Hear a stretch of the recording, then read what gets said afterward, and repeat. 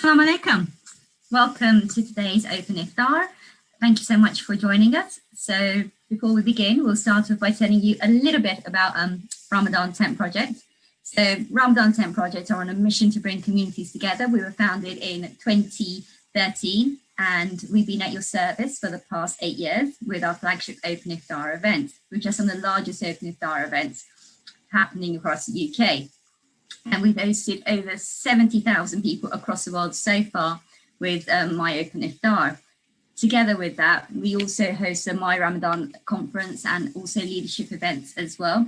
And first of all, for anyone who's joining us today from Islam Channel, thank you. You're very, very welcome. And we're also going to be live streaming on Zoom and Facebook and YouTube through Islam Channel, and also through the Ramadan Tent Project website. So if you'd like to join us, if you'd like to ask any questions, we would love for you to get involved. And as usual, we'd like to keep it really, really, really interactive as well. So do make sure you're using the chat box to ask any questions, and then we'll be asking those of our hosts today.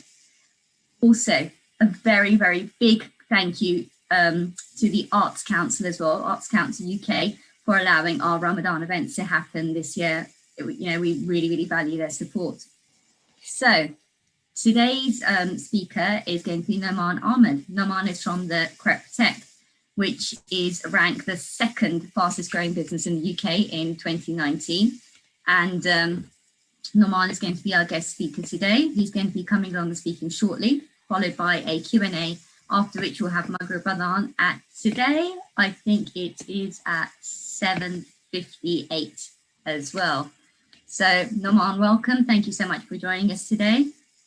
Assalamu alaikum. And before we begin, how's your Ramadan going? How's your fast going today? Good so far. Alhamdulillah. It's I think we try to stay in practice as much as we can on the Mondays and Thursday fasts, just to stay in practice as well. So that really helps. But Alhamdulillah, not too bad. We don't do very strenuous work during the month. So yeah, we do shape our day-to-day work and lives to make sure the focus is there really. Fantastic. And we normally sort of have a little tradition of starting off our events with, you know, what's for iftar today. So what are you going to be having for iftar today? To be honest, we go to the mosque in the evening, so we don't like to eat too heavy. We don't like to eat too heavy. So generally, it's some sort of meat, and then obviously accompanied by a salad. But we do like our chutneys, so we'll have a homemade chutney on the side. But generally, it's always a meat accompanied by nothing too heavy, because we are in the mosque quite late, so it doesn't distract us. That's great. And let's see, can everyone post in your chat box? We'd love to see what everyone's having for iftar today, and who's come from outside of the UK or whereabouts in the UK you're from. It'll be absolutely fantastic. Now, Sarah, can I unmute you?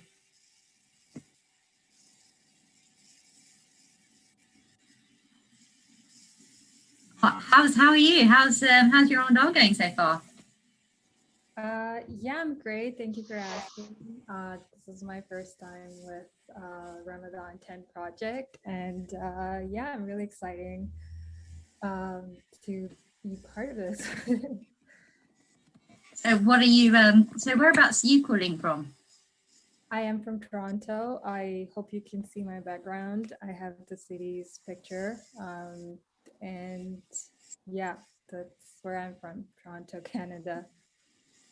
So when did you guys start? Did you start yesterday or did you start today? Because there's been a bit of a controversy about start fasting. So how was it for you guys? It has been quite smooth. Like, we've started yesterday, alhamdulillah. Yeah, and it just really felt so festive. I think that's what Ramadan's all about. I feel like it kind of builds up to the Eid, but yeah, it's been wonderful so far. That's absolutely fantastic. And what is for iftar today? We have a bit of invitation, so when I say we, it's my husband and I. So alhamdulillah for that. So inshallah, at around, we still have like 4 hours to go from now for the iftar. So inshallah, looking forward to the invite. No cooking. That's fantastic. And I'm just going to the chat box, and we've got lots of interesting. Everyone's doing having lots of different meals. Amal's having pasta and pesto, and then someone's having biryani. Humera biryani sounds really nice. Joanna's having lentil soup. Ryder's having roti and lamb curry. Chorba. That's from Hawazin. Oh, Sarah's already had it. If Sarah's speaking from Istanbul today, aren't you? Hawazin, are you okay? I unmute you. Yes. Assalamu alaikum. Hi there. Hi everyone. How are you? How's it going? Alhamdulillah, I'm okay, thank you. I'm doing my shawarma right now, so I'm in the kitchen right now, so I cannot put the video on. Sorry, guys. But yeah, shawarma is actually is a soup that we found in well, we have it in Tunisia, I think in Algeria as well. Morocco is so they do shorba, but they do as well harira.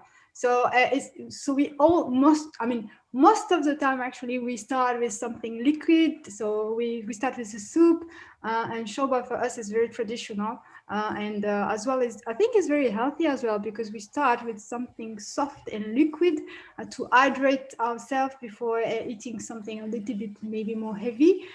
So I feel like I really like this kind of food for starting. That sounds really, really, really delicious. I have to say, that sounds really yummy. Thank you. Sophia, are you okay if I unmute you? Let's just find you one. I had a few problems here and there, and I nearly gave up, but I made a dua, and I said, please God, let me through this technology, because I don't know what was going on, to be honest. I've been to lots of Zoom meetings, but anyway, I'm in. Thank you so much for joining us. It's not at all. a delight to have you. You're welcome. Whereabouts are you calling from today? Well, I'm actually volunteering, as you know.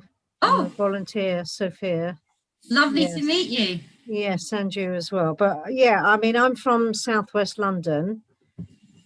And how's your Ramadan going so far? It's so far so good. I've been quite busy, but so far so good. Alhamdulillah. That's absolutely fantastic, Sophia. Really, really looking forward to interacting with you during the session, and I'm time. So what we're going to do is I'm going to hand over now to Nohman. Nohman, we're really looking forward to your talk today. Are you set to go? I am indeed. Right. So first of all, I would just like to thank. It's you.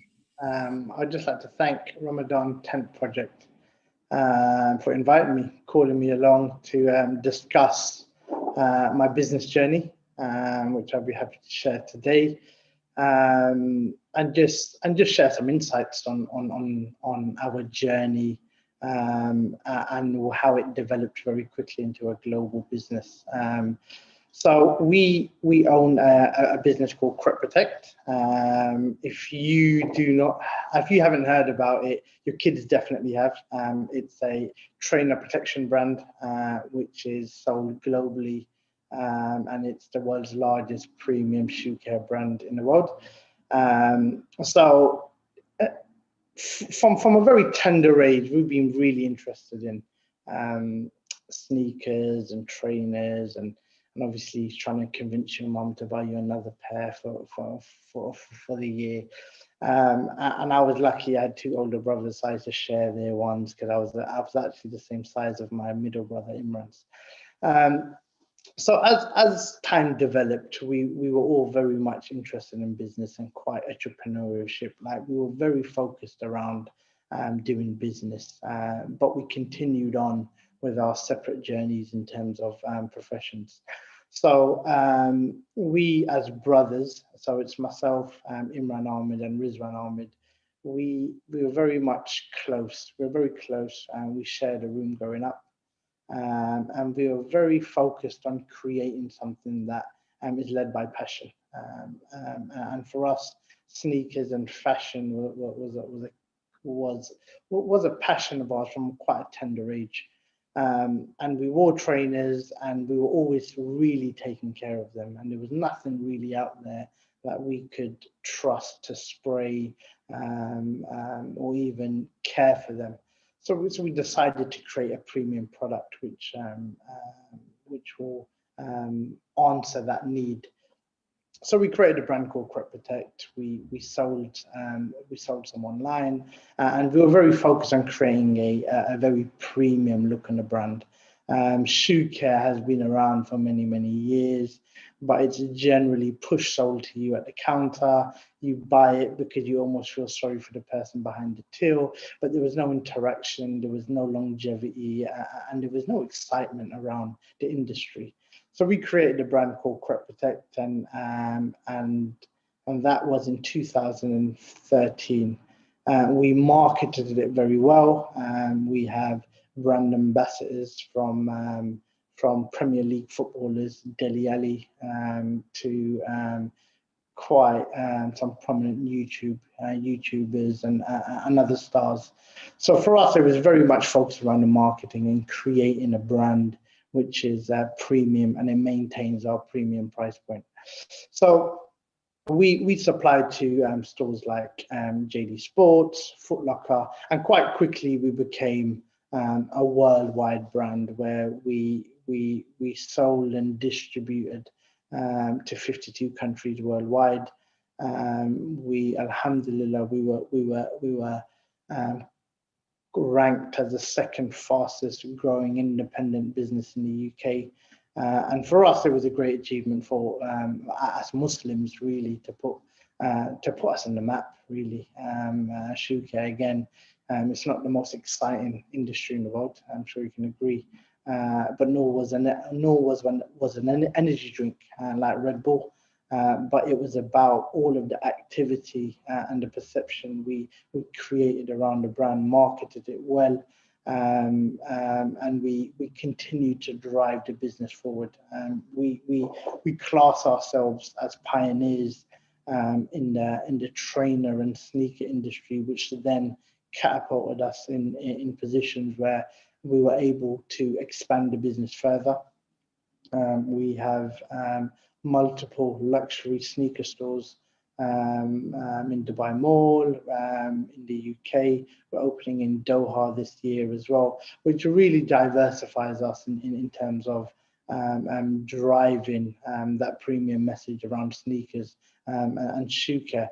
So for us as Muslims, it was very important for us to maintain a unique identity for the brand, but at the same time stick to our roots and our beliefs at the same time. So it's we don't shy away for the fact we're Muslims. We introduce ourselves as Muslim. We like to educate our clients, our key clients all over the world, on our beliefs. We have a dedicated prayer hall in our offices where I'm sitting now. So it's very much important for us as a form of dawah to represent ourselves as Muslims and the best examples we can be, really, so others can continuously aspire not only to the entrepreneurship and the business success, alhamdulillah, which has been granted by Allah, but mainly around a form of dawah to class us just good individuals. Muslims in the past, or even in the business arena, have taken a hammering on certain topics, which isn't really fair. So for us, it was about, we are Muslims. We can still relate to anyone in the world. We operate and do business the same as me and you, but we're guided by clear principles, which again we count as a rule book, and it's rule book based on morals and principles. So for us, it's really refreshing and welcomed when we're when we speak to key clients all over the world, doesn't matter which country it is, when they take an interest on why we do business a certain way, and also an interest around how we conduct ourselves, especially in Ramadan. I think around us we have Muslims, we have many non-Muslims who are employed by us as well, and alhamdulillah we've had a few also take shahada by working with us. So for us it's just to drive that message continuously, and at the same time continue to drive the business forward, and just not forget who we are as people. So following on from that, which we've had some, alhamdulillah, we had some good successes within the business. We were also on Financial Times as the 9th fastest growing business in Europe, which again was testament to the hard work for all of our team really, who work endlessly just to drive the business forward. We were then granted the global Adidas license. So we manufacture and sell Adidas branded shoe care globally. We continue to open more stores, and we hold licensing deals with the NBA, New Era, and other exciting opportunities which obviously are due this year.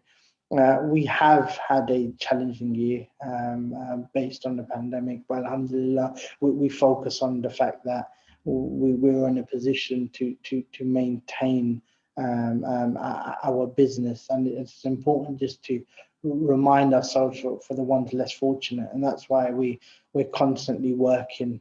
We have an internal team that we work on food parcels, and we're constantly working as just to support others who are less fortunate. Like I said, it's we can applaud ourselves and pat our backs as much as we can, but really we know who provides everything. We know who the provider is. We're well aware of everything is done. It has wisdom behind it and is predetermined. So really for us it's just about driving forward, but not losing that message we've had as Muslims.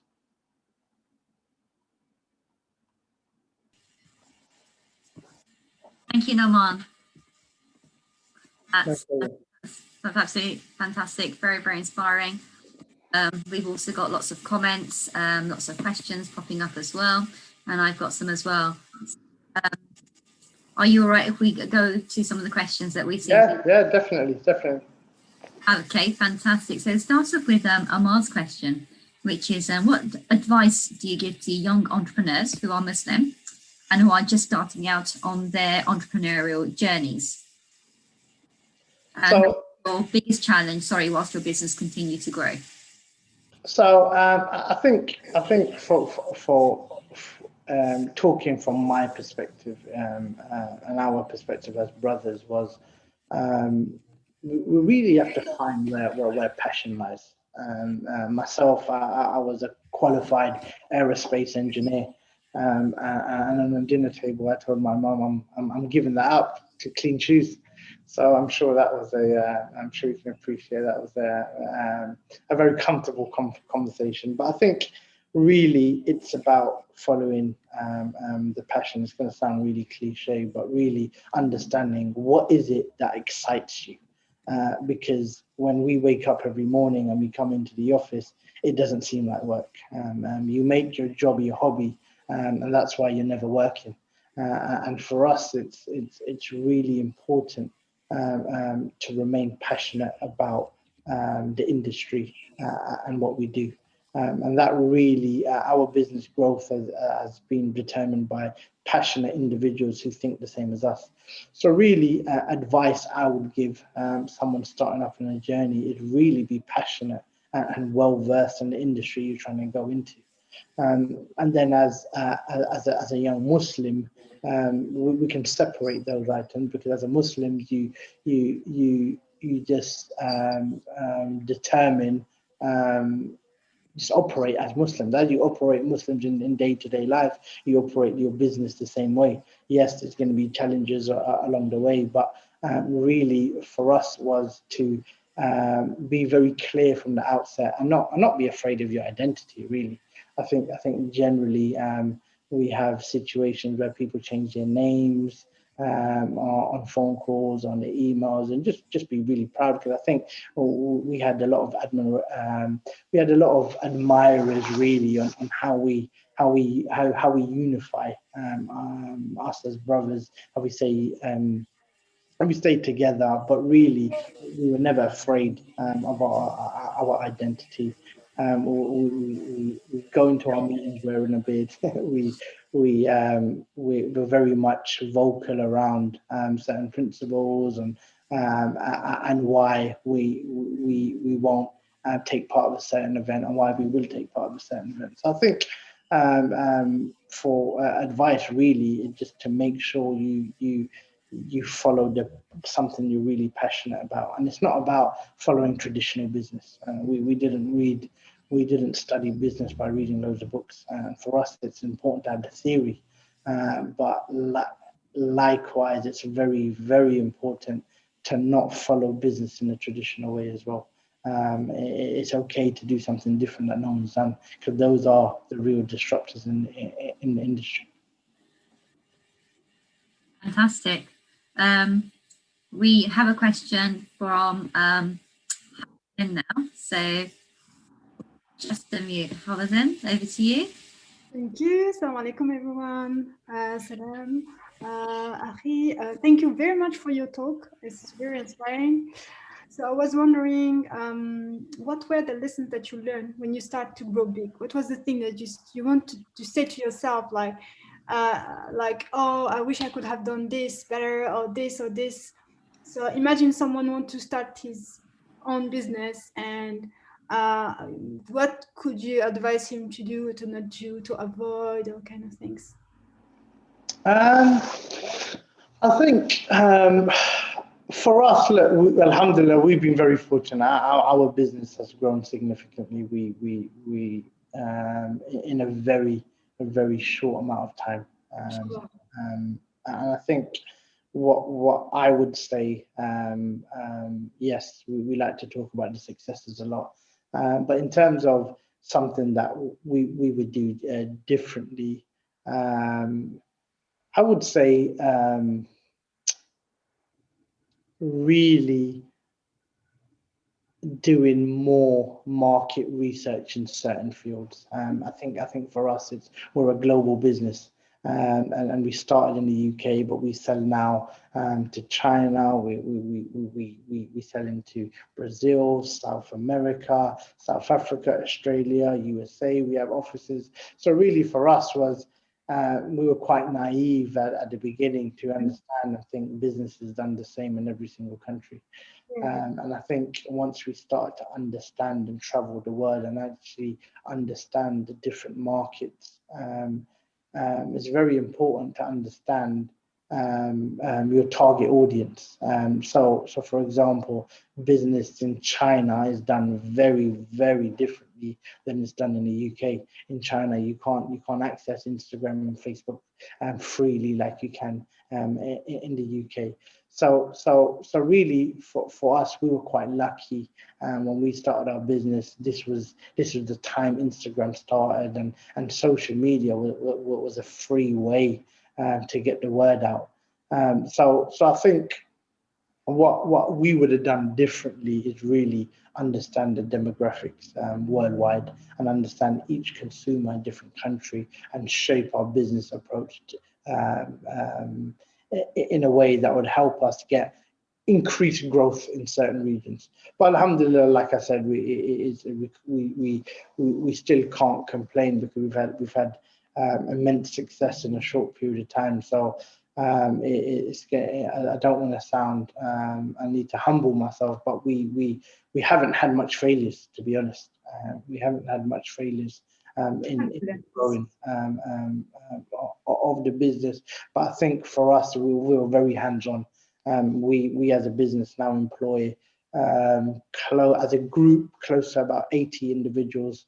But we're very much hands-on.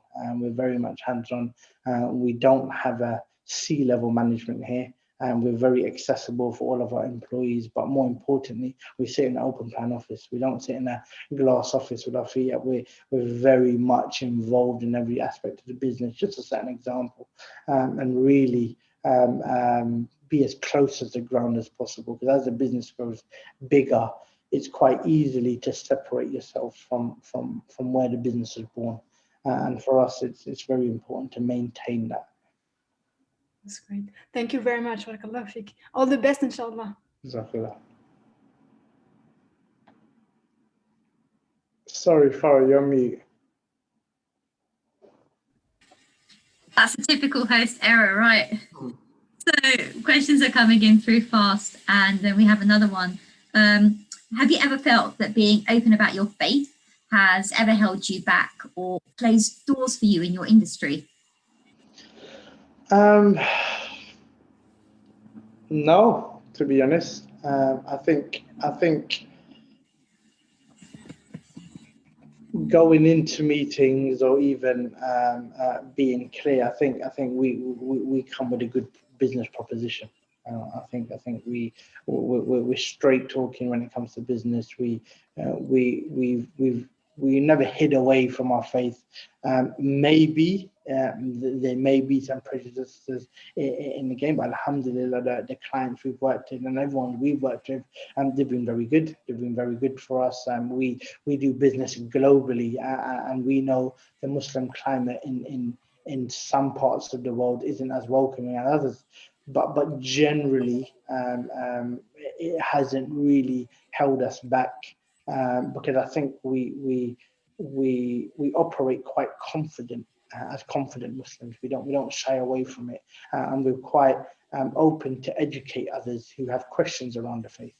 And I think when it's Eid or Ramadan, there's a lot of inclusion as well around with the non-Muslims, and generally the amount of respect they give on eating and drinking is very admirable, really. And I think working with clients globally, they are intrigued, because really Muslims don't really have a massive footprint within this industry.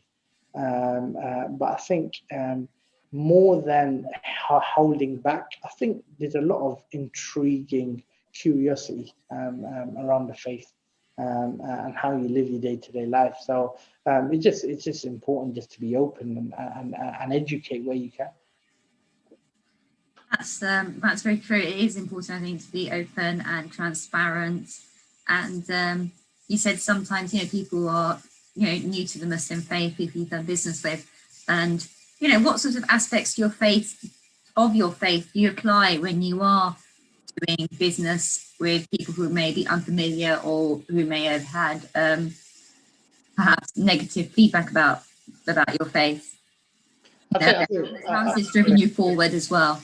I think from the outside it's very important, and it's just the beauty of it, of around how we should operate ourselves as Muslim. It just goes hand in hand with just basic morals as well. So I think if you're working even with a non-Muslim, a very morally focused and ethical non-Muslims will operate himself very close to a Muslim. So I think there's very good synergies there.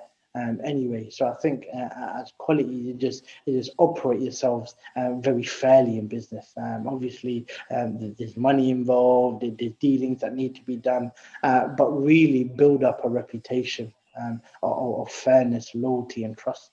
And I think for us it's that, but at the same time remaining as humble as possible. Yes, as humans we get weak at times, but really to have everyone around you and people look up to you as just to be as humble as possible as individuals. And I think for us is just the way you operate yourself morally and ethically as Muslims, you gain a lot of respect around your peers, and you gain a lot of respect around your clients. And I think really, when it comes down to obviously difficulties and hardships, it just turn to your faith, do dua, and really be patient. Fantastic. Fairness, loyalty, and trust. Being humble. Those very, very important key points. With the questions are coming in, Nohman, and everyone, do please use your the chat box to ask any questions. Anyone who's listening on Ihsan channel or on the RTP YouTube or Facebook pages, you can join us. Search for Ramadan Tent Project, and you can jump in on the Zoom and ask any questions of on that you would like to. And oh, here we go. Ahmed says you're his most favorite speaker of all time. That's fun. Oh no, the favorite. Well, oh, I apologize. He said, "What's your favorite sneaker of all time?" I'm sure you're his favorite speaker too. I'll take the first one. I'll pretend I didn't hear the second part. Favorite sneaker for me, to be honest, I work with Comfort. I work with Comfort. We do a lot of traveling all over the world. We go to trade shows, we go to exhibitions. For me, it will go down to Comfort. And I think that the Adidas Boost technology works well for me. So I have to say it's the Adidas Easy. Yes, the Adidas stuff. Okay, right. Sorry, Syed, you're disappointed. It's not Air Jordan, which is nicely onto Syed, who's going to ask us ask the next question. So I'm just going to unmute you, Syed. Can you hear me? Yes, we can. Thank you. Thank you very much. I have actually two questions, because you kind of answered, you partly answered the question I had in mind was, did you have situations where people prove to be an obstacle because you're quite open about your faith? You know, in the world of business, people try to not talk about faith, if you see what I mean. So did you have an instance where people put up a barrier or prove to be an obstacle in trying to accomplish something you were trying to do in the world of business? And then my second question, following on from that, was in the world of business, when you're trying to raise funds, and a lot of the times you have to go to investors, and you know, the world of business is very tricky for Muslims, particularly in the Western Hemisphere or on a global forum, when you're trying to get money, because there's things like interest, there's things like, you know, trying to getting halal investments, as it were. How did you navigate that as well as a young entrepreneur? Thank you. I think the first part of your question, did we get obstacles really as Muslims? Yes, there were obstacles. To be crudely honest, there were. We read situations where we thought, as individuals, we are not best placed for that client. So we have other senior individuals in the business, who and it will be wrong for me to say it's because of our faith, but sometimes you don't click with certain individuals as well as others can and relate to. So we were quite fortunate we've got quite a diverse senior leadership team and employees and colleagues, really to be better placed and being able to relate with someone else. So we would step back and really get someone to step forward, but really still be there in the background, because we have really good relationships with all our clients globally. Many of them are non-Muslims, but we work very well together, and synergy. They respect us, we respect them.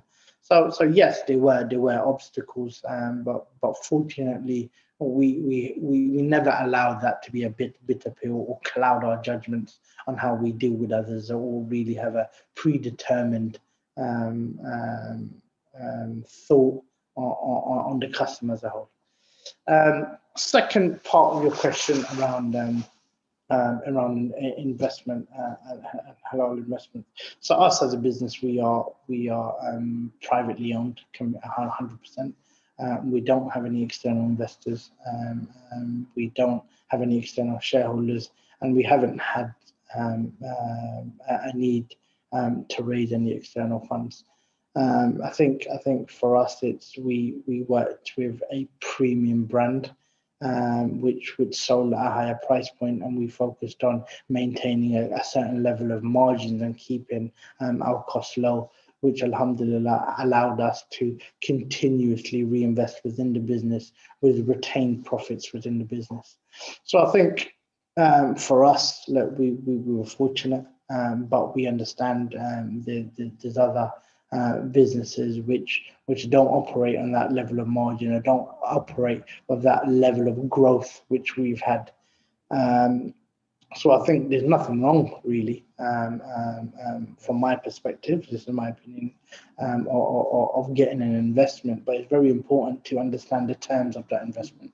An investment which is straight equity against your business, that's okay, that's fine. But I think the challenge then comes when investors have terms attached to the investment and they're signed as loans against the business, and that's something that we would, what I would encourage to stay away from.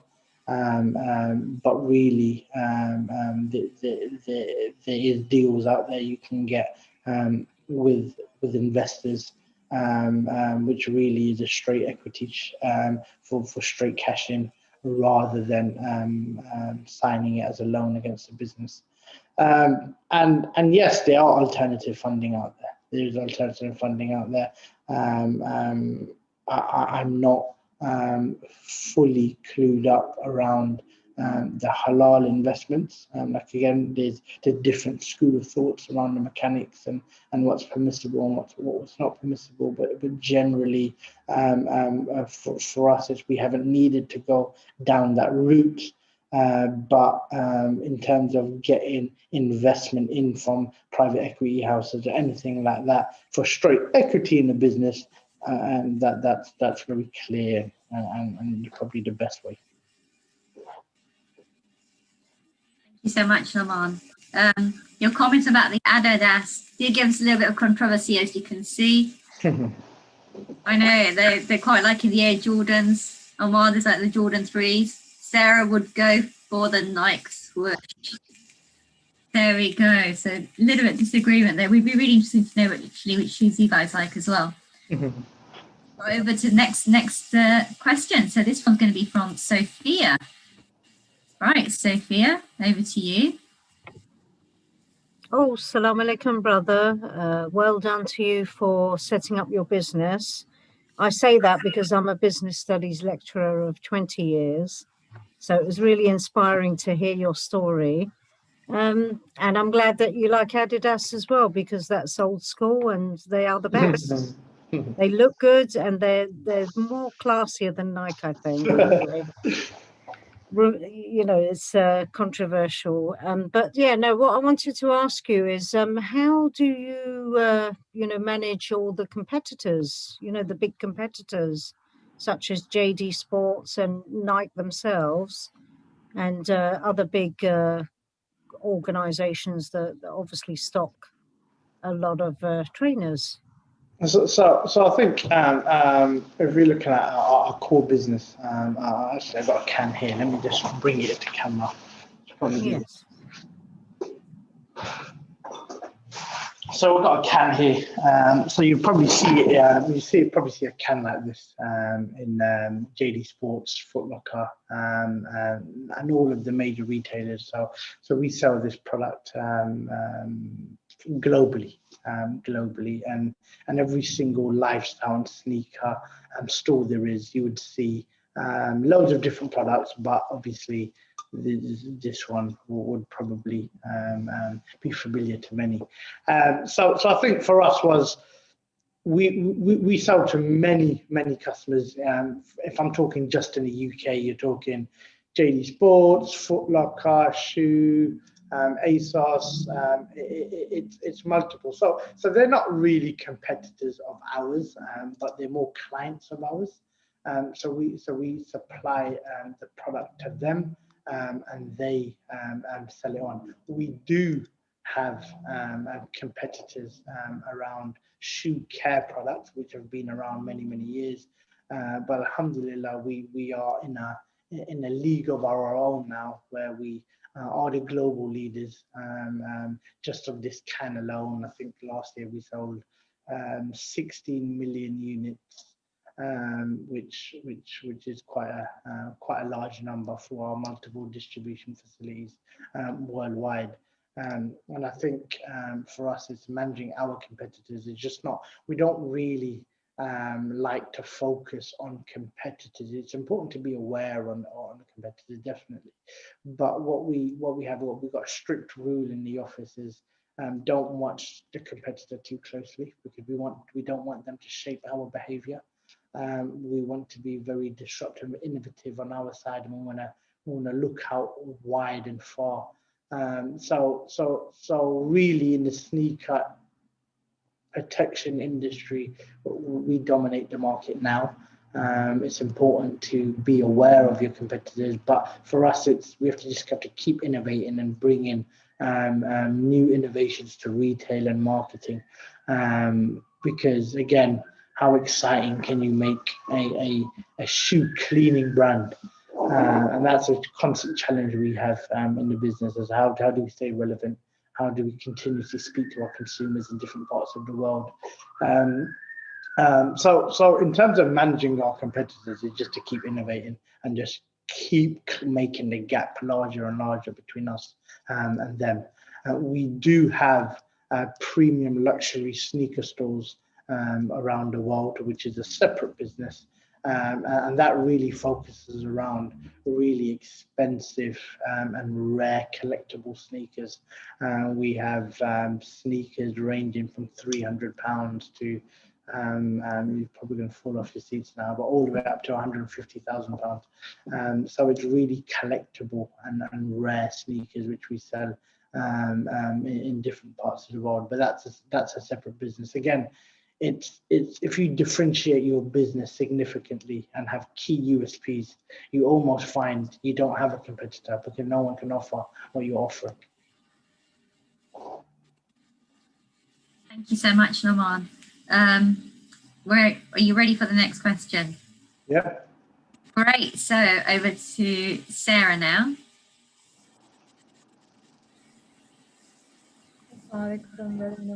This is inspiring in so many levels, because I've worked with B2B businesses previously, and one of them was a sports merchandising company. So I really am a sports enthusiast, and just, really excited to hear how you got started in the field of like sneakers. I want to ask you two questions, which was and also, like, I'm contemplating on having a business, inshallah, one day myself. So yeah, inshallah. Two questions is, the design process. Like, how do you, when you have such big competitors on the market, how did you make your sneaker different? And how, because from what you shared, it's been a very successful journey for you. So what was that process of differentiating yourself to be able to stand out and still stay up with the competition? So for us, we had a clear focus around shelf appeal. And what you got to understand when you're in the store, it's about having your elbows out and making sure that you stand out more than the competitors. So for us was looking at everything around how does a product look on the shelf, what colors catch the eye, what two color combination work well, and this is our can. We made it quite bold and in your face, and it makes you want to gravitate towards it. So I think for us was really focusing on the packaging. We've all been guilty of it. We all got iPhones. We upgrade our iPhones and we upgrade them again, but we still have the old boxes in our drawer. And there's no reason for us to have the old iPhone boxes in our drawer, but we continue to keep them even though they're empty, purely because of the fact, because they look really premium and they feel really premium, and it's quite difficult to throw something away that well, it doesn't have a purpose, but it's about having something that's quite premium that you want to hold and cherish. So everything in terms of our multiple products, I'm just going to change to camera so you can have a look. So if you look at how we present ourselves in store, that's a typical retail display. So for us, it's about making sure product-wise and packaging it is really on par and really premium. We don't want someone to get our product and categorize it as shoe cleaning, go home, throw it underneath your bathroom sink and not worry about it. We want interaction. We want to be part of household furniture. We want always our packaging or our containers or something to be around home. We want it to give it a second life. We want kids to use our wipes packaging as pencil cases or loose change in your car. So it's about making sure that your packaging sticks around and has a use for after the product or the substance inside is finished, because really that then trains the eye and allows people to be very familiar with your logo. And it just builds customer loyalty. If I told someone to go get me an energy drink, I haven't even named the name, but they're already going to be starting thinking about Red Bull most of the time, because they own that category. And that's exactly what we want to do. We wanted to own a category and not just have a product. We want to own a category where we create a product that's bought, not sold. And that's always been a precedent for us. It's about maintaining our premium price point, but making sure everything about our product from start to finish is premium. And really, that's testament to the design and the packaging. And we've spared no expenses on that. That's brilliant. So I picked up the 3 Ps of premium, product, and I believe packaging. And that wasn't intentional, so I'm glad you put that on. Yeah. The other question was how, when you started with the digital marketing strategy of it, what was that process like? Did you have a certain... For us, we were quite lucky because when we started, Instagram was just starting, and Instagram was starting, and it was a wave where Instagram started to become very, very popular. We, as a shoe care brand, have got 1.5 million followers on Instagram, and again, that's we're still a product, and we've got to keep our content exciting. So for us was about making sure we create content which is actually mind-blowing, like our spray here. If you just need to go to YouTube and write Crep Protect, and you will see where we've done product tests and demonstrations, which isn't the traditional model. We've got quite some rare trainers. We've put like ketchup on top, and we've shown how effective our cleaning item is. We've got really rare trainers which people cherish and don't even take out the box, and we threw them in mud and we cleaned them. So really just about thinking outside the box and being as disruptive as possible.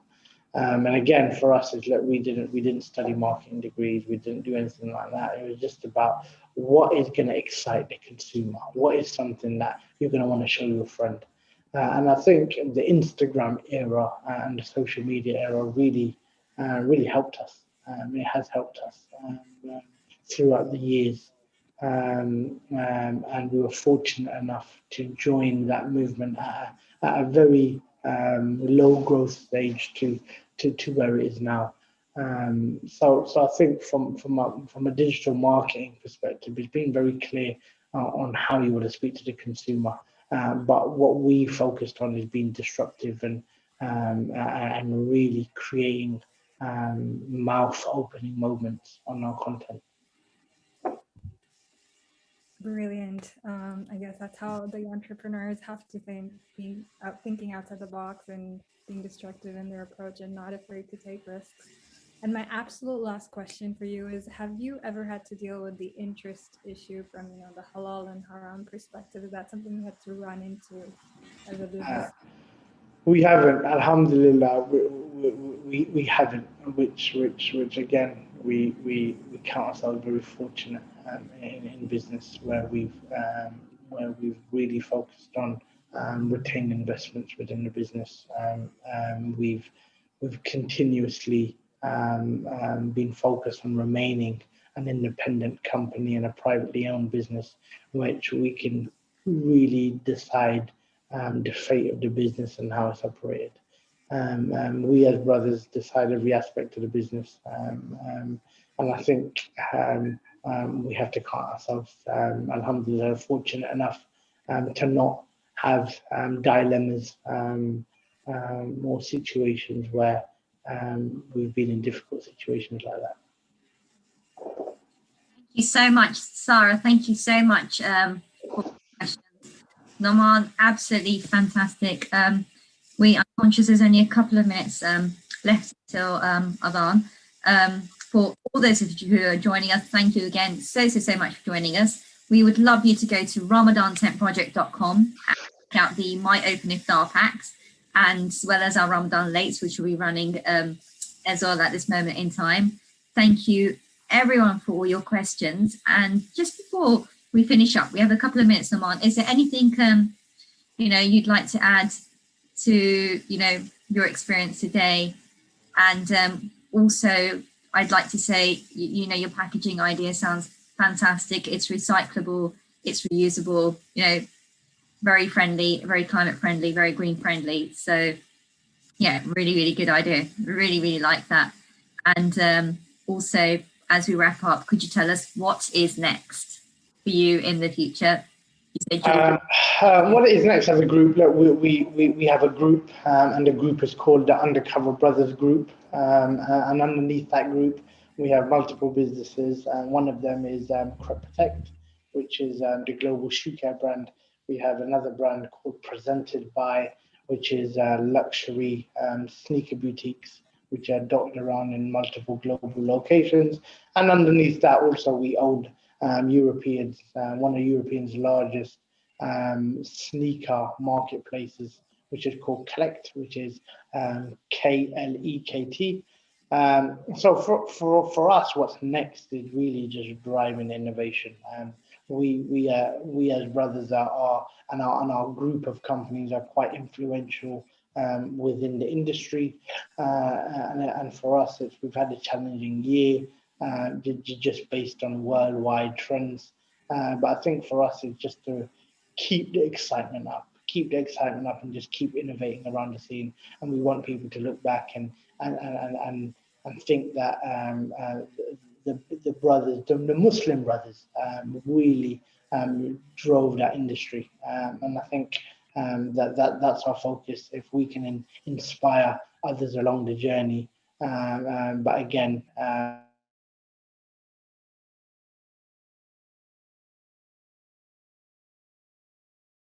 اللهم إني لك صمت وبك آمنت وعلى رزقك أفطرت ذهب الظمأ وابتلت العروق وثبت الأجر إن شاء الله.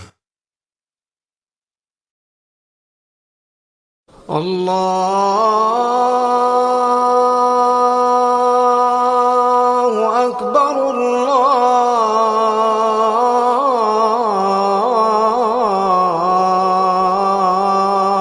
الله أكبر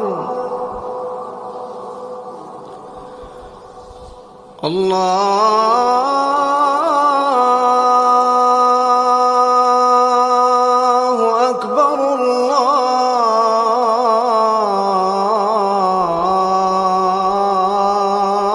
الله أكبر. أشهد أن لا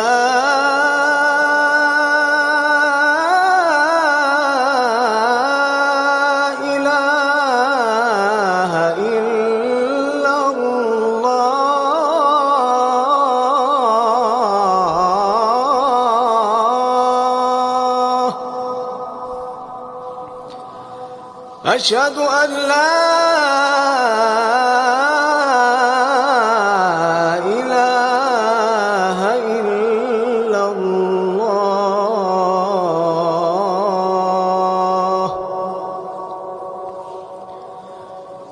أشهد أن محمدًا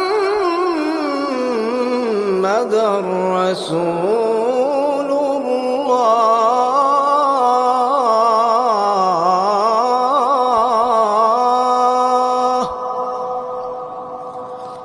أشهد أن محمدا رسول الله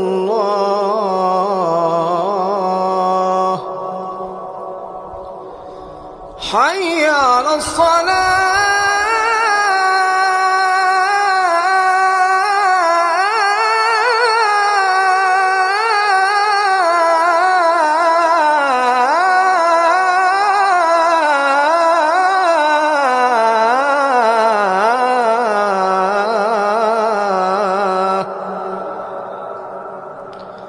حي على الصلاة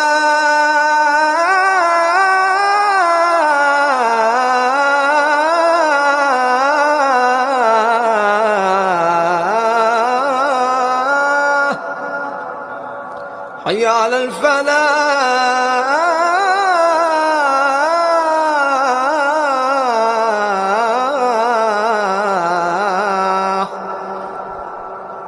حي على الفلاح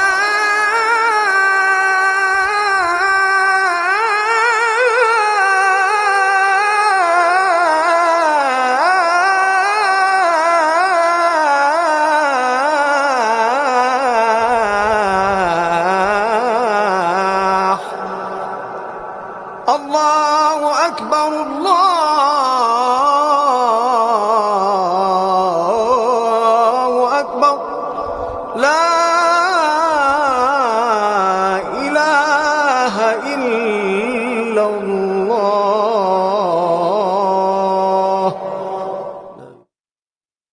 اللهم رب هذه الدعوة التامة والصلاة القائمة آت محمدا الوسيلة والفضيلة وابعثه مقاما محمودا الذي وعدته إنك لا تخلف الميعاد. Thank you once again, everyone. Thank you for joining us from Islam Channel, for our sponsors. Really happy to have lots of new viewers. Nohman, thank you again for joining us today. It's been an absolute pleasure to listen to you and your inspirational insights. A big thank you once more to the Arts Council UK, who have also sponsored us and allowed us to keep our events going. We'd love you to join us tomorrow around the same time, 7 p.m. Do log on to RamadanTentProject.com. Do check out our open iftar packs and log on and join in the conversation. Assalamu alaikum, everyone.